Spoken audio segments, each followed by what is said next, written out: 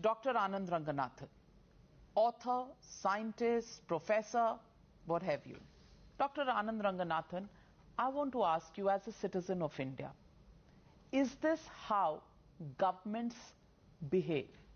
Because if this had happened by any other government, if this has been done by the BJP government at the center, this whole country would have been up in arms, calling this Hitler Raj, calling this emergency, calling this a complete death of freedom of speech or expression.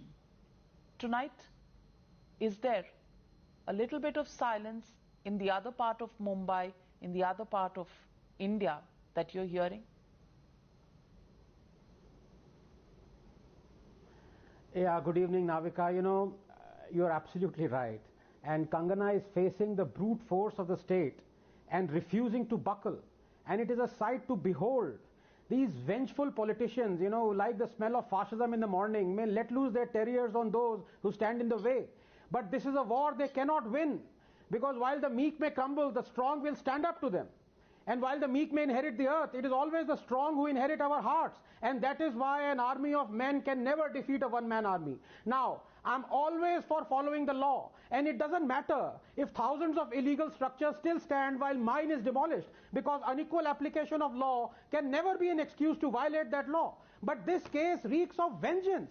It not only is a contempt of the court order that stayed all demolitions till 30th September, it demolishes the very foundation of natural justice. Audi alteram partem. Listen to the other side. But how can you listen to the other side if justice is all Greek and Latin to you? First you violate the 2018 HC stay order. Then you violate the BMC Act section 351. Then you violate 2018 Vishwanath versus BMT HC judgment stipulating a minimum 15 days notice. Then finally you violate the 2020 Al Fatah versus BMC HC order. Yes, any illegality must be demolished. But here you have only demolished justice. Please give me 30 seconds. Navika, human spirit is not covered with tarpaulin that you can snatch it off or set fire to it. It is not made of bricks and mortar that you can run it over with bulldozers. It survives because it is that intangible that is greater than the sum of your parts. Some realize this on their deathbed, others much before, and when they do, they become invincible. They don't care if they are on their own or if the world stands with them. And Mumbai may or may not feel like POK tonight, but it is a Colosseum now. And Lady Justice's sword may have rusted, but Mani Karnika's isn't. It catches the sun and points to the sky, so fight on. The entire nation stands with you. Yes, there'd be more armies of the night coming to hound you. There'd be more midnight knocks. There'd be more abuses and slander and sleepless nights and no clock hands to measure this darkness. But remember, Kangana, the darkest hour is just before dawn. It's the darkest hour. I want